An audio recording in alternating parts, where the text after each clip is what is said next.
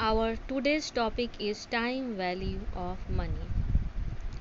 One of the most fundamental concepts in finance is that money has a time value.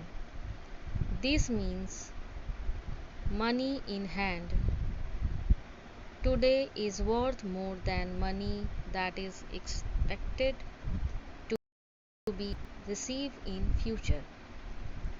A rupee which is received today is more valuable than a rupee receivable in future. Therefore, people prefer to receive the rupee that is receivable at the earliest.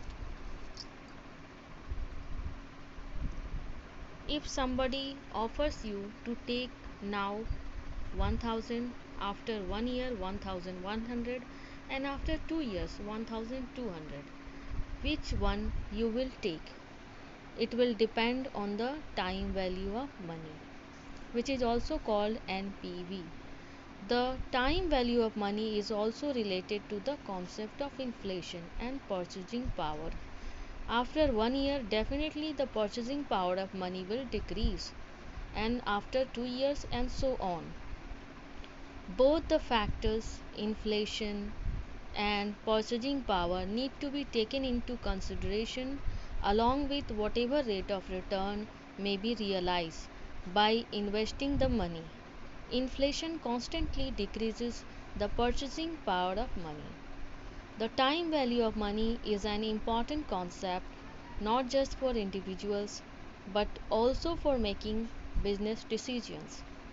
Companies consider the time value of money in making decisions about investing in new product developments, acquiring new business, equipments, or facilities, and establishing credit terms for the sale of their products or services.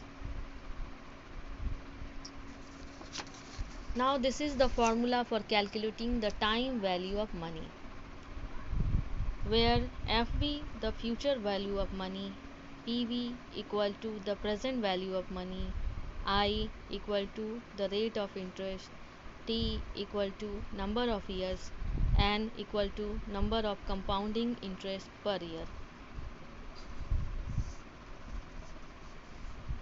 We can understand it by an example. Tinu has rupees 5000 and he expects to earn 5% interest on that sum each for the next 2 years.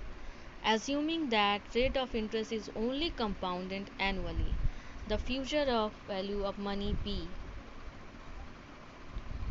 by putting on the above formula, we get rupees 5512.50.